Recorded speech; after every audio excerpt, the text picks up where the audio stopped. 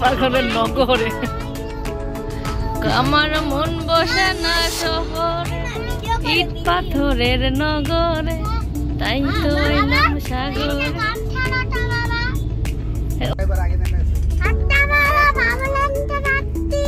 Hello viewers, আসসালামু আলাইকুম।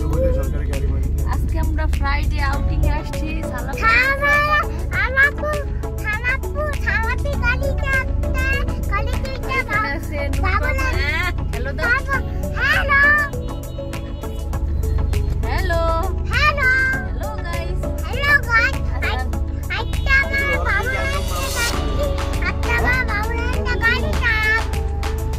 বাবুলেন্ডে যে সালাফি গাড়ি চালায় মজা পায় অনেক। সালাফি ভিডিওগুলো আপনারা এনজয় করতে থাকুন। ভাই আসসালামু আলাইকুম, আপনি কি হবে ভাই?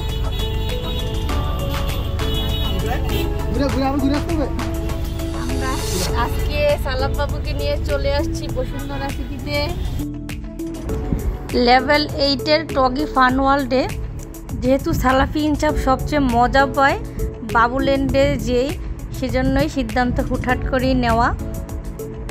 এই তো আমরা অলরেডি চলে আসছি বসুন্ধরা সিটির সামনে। ইনসাফের আব্বুর জন্য ওয়েটিংয়ে আছি, যেহেতু উনি গাড়ি পার্কিংয়ে গেছে। এত ভিড়, আধা ঘন্টা লাগছে তার গাড়ি পার্কিং করতেই।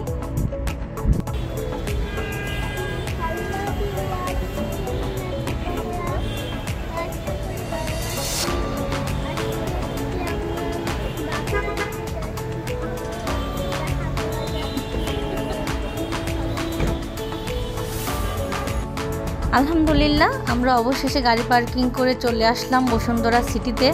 এই তো প্রথমে মনোরম দৃশ্য উপভোগ করার মতোই এন্ট্রি হলাম।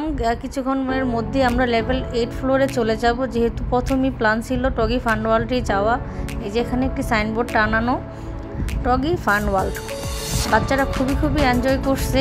আর যেহেতু সালাফি ইনসাফের বাবুল্যান্ডে খুবই মজা পায় এসে, মিরপুর 1 আর 2 এর বাবুল্যান্ডগুলোতে সচরাচর অনেকবারই যাওয়া হয়েছে। তাদের একটু আনন্দ দেওয়ার জন্যই খুব সাহস করে নেওয়া আর কি, যেহেতু একটু দূরে আমাদের বাসা থেকে। তারপরে আসা হলো, ইনসাফের নানুকেও নিয়ে আসলাম। আর এই তো লেভেল 8 ফ্লোরে টগি ফান ওয়ার্ল্ডে আমরা এন্ট্রি হচ্ছি।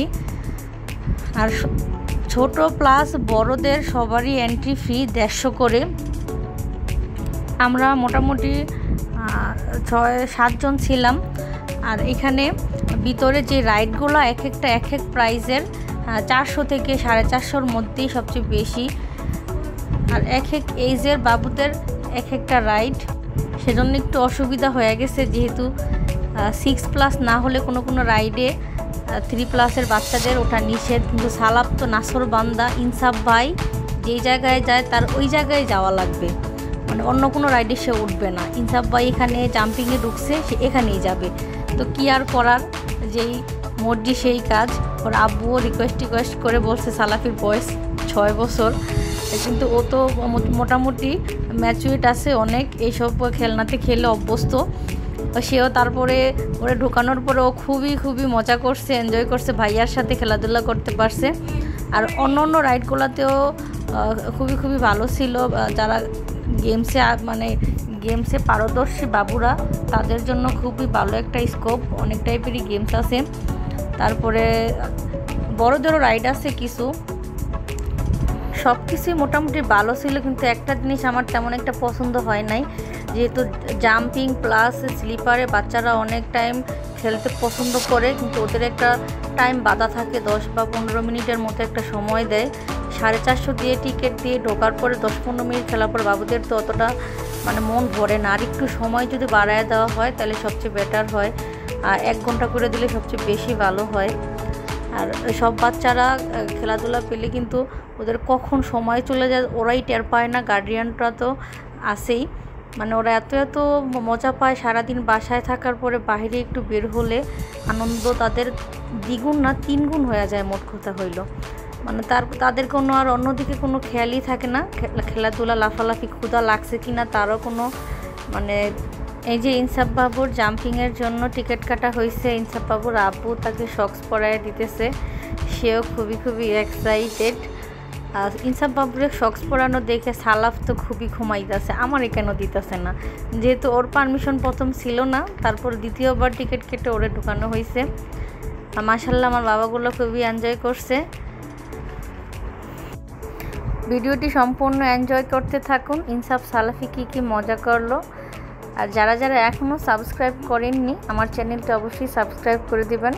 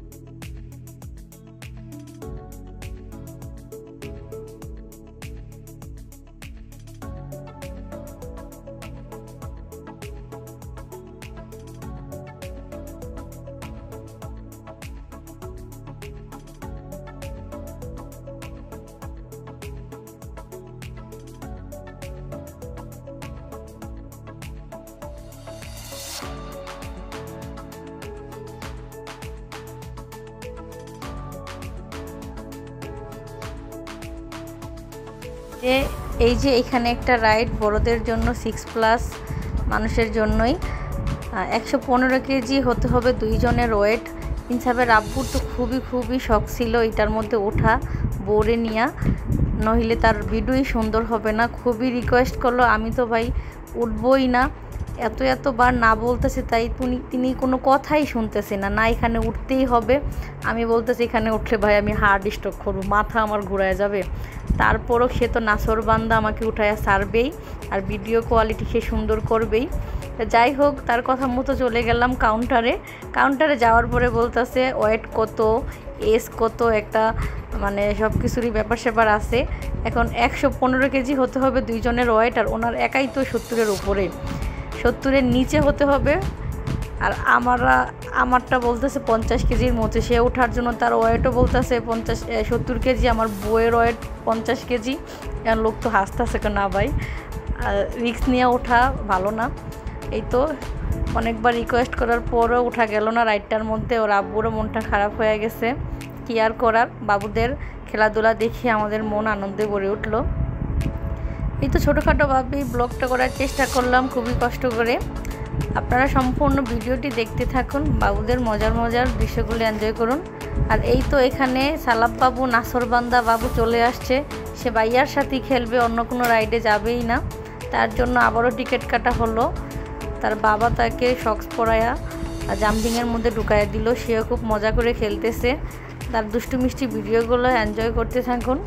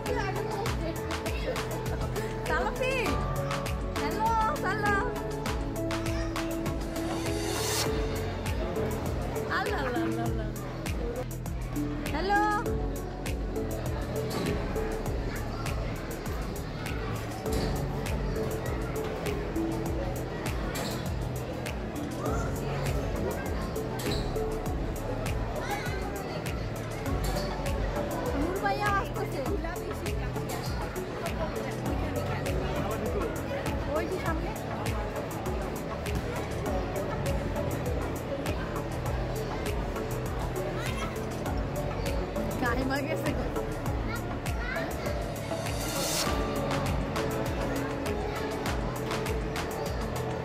সালাফি তো দেখা যায় সালাফি একটু ভিডিও করি এদিকে আমার কাছে আসো সালাফ হ্যালো সালাফ সালাফি আমুর কাছে কাছে আসো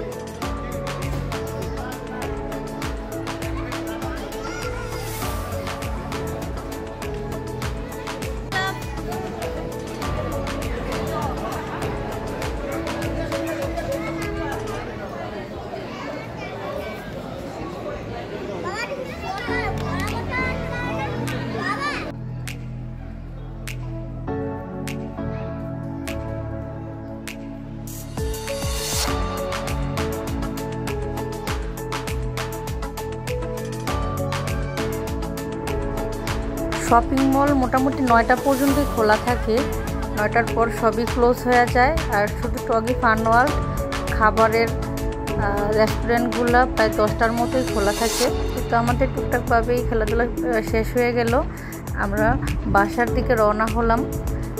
আর এই তো স্কেলেটর লিফট দিয়ে ইনসাফের নানু একটু উঠতে ভয় পায়, যেহেতু সে সবসময় উঠতে অভ্যস্ত না। ইনসাফের আব্বু ধরে ধরে নামাইতেছে। আর এই জায়গার পরিবেশটা খুবই সুন্দর ছিল, কালারিং লাইট ছিল। আমিও টুকটাক একটু ভিডিও শ্যুট নিয়ে নিলাম, এই আর কি শখের বসে। আর সালাফি যেহেতু খুবই চঞ্চল বাবু, তার একটু ট্যাগেল দিয়ে রাখতে খুবই কষ্ট হয়, তারপরেও একটু ঘোরাফেরা করতেই হয়। তারাও গৃহবন্দী হয়ে থাকতে চায় না, বাবুদেরও মন চায় একটু ঘোরাফেরা করতে। আমাদের এই তো খেলাধুলার পর্ব শেষ হয়ে গেল, এখন আমরা খাওয়া দাওয়ার পর্বতে যাব। রেস্টুরেন্টগুলোতে কি কি আইটেম আছে টুকটাক দেখানোর চেষ্টা করব, ভিডিওটি সম্পূর্ণ দেখতে থাকুন। আর এখানের রেস্টুরেন্টগুলোতে খাবারের মান মোটামুটি ভালো ছিল, কিন্তু আমার কাছে মনে হয়েছে প্রাইসগুলো একটু হাই। তারপরেও খাবারের কোয়ালিটি ভালো, আর অনেক লোক আসে একসাথে। আর যেহেতু ওদের দোকান ভাড়াও প্রচুর, এই ছোট্ট দোকানটাতে আমরা খাওয়া দাওয়া করলাম, সেই দোকানের পার মান্থ ওদের মানে বিল দেওয়া লাগে, মানে ভাড়া দেওয়া লাগে 1,70,000। ভাবা যায় এতটুকু একটা রেস্টুরেন্টগুলো তেমন বড় না, ছোট করে করা। যাই হোক, সব মিলিয়ে পরিবেশটা খুব সুন্দর ছিল, উপরের ভিউটা জাস্ট অসাম, খুবই ভালো লাগছে, মানে যা বলারও বাহিরে। সবগুলো একসাথে দেখা যাইতেছে, সব ফ্লোরের মানুষজন। আর এমনও ঝাঁকঝমাক ছিল প্রচুর, রাতের বেলা যেহেতু লাইটিং ছিল প্রচুর পরিমাণে। আর এখানে আমি টুকটাক ভিডিও শ্যুট করলাম শখের বসে, ভিডিওগুলো খুবই সুন্দর আসতেছিল। আর ইনসাফ সালাফি তো বোঝেনি তারা কত দুষ্টু বাবু, তাদেরও দেখে রাখা লাগে, এর ফাঁকে ভিডিও করা আর কি। আর আমরা এই তো কিছুক্ষণের মধ্যেই খাবারের কাছে চলে যাব রেস্টুরেন্টের মধ্যে। এখনও প্রচুর ভিড়, মানে মানুষও যেমন ভিড়, দোকানও পরিমাণে অনেক।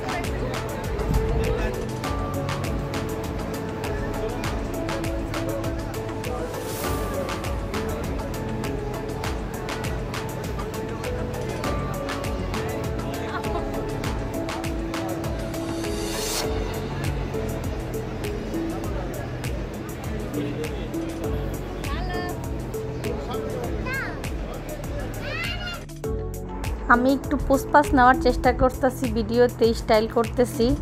আর আমার এই যে একটা দুষ্টু ছেলে, সে আমার সানগ্লাসটা খুবই লাইক করছে, এখন আম্মু এটা দাও আমাকে। তার মানে মুখের তুলনায় আমার সানগ্লাস বড় মনে হইতেছে, তারপরে সেটা দিয়েই সার্ভিস। সে তো খুব নাফরবান্দা, সবাই অলরেডি বুঝতে পারতেছেন, যা বলে ওইটাই করে থাকে। তারপর ক্লিয়ার করা সানগ্লাস তাকে দিয়ে দেওয়া হইলো, আমারও স্টাইল শেষ। আর এই তো সময় যেহেতু হয়ে গেছে, আমরা রেস্টুরেন্টে চলে আসলাম। আর এখানে প্রত্যেকটা মেনুই 300+ থেকে 450-র মধ্যেই, অনেকগুলাই মানে 300 থেকে 450-র মধ্যে মেনুগুলো নিলে ফুল ভরপুর খাওয়া যায় আর কি, তৃপ্তি সহকারে। অনেক আইটেম ছিল, মোটামুটি অনেকগুলাই ছিল, 3টা মেনু কার্ড ছিল এখানে, যেটা দেয় আর কি। আমরা প্রথমে একটা লাচ্ছি অর্ডার দিলাম, একটা লাচ্ছির প্রাইস ছিল 150 করে। আর এই যে এখানে ফ্রাইড রাইস তান্দুরি চিকেন, এটা ছিল 390 করে, এটা দিলাম 3 প্লেট। আর চিকেন উইংস দেওয়া হয়েছে 3 প্লেট। মোটামুটি সবাই ভরপুর করেই খেতে পারছে। আর সালাফি বাবু যেহেতু দুষ্টামি করতেছে প্রচুর, সে লাচ্ছিটা খেয়েই তার পেট ভরে গেছে, অন্য খাবার সে খেতেই চায় নাই। তার জন্য উইংস বাসায় প্যাকেট করে নিয়ে আসা হয়েছে আর কি। এই তো তারা দৌড়াদৌড়ি দুষ্টামি করে খুবই টায়ার্ড, ঠান্ডা লাচ্ছি খেয়ে তাদের অন্তরটা জুড়ায় গেল আর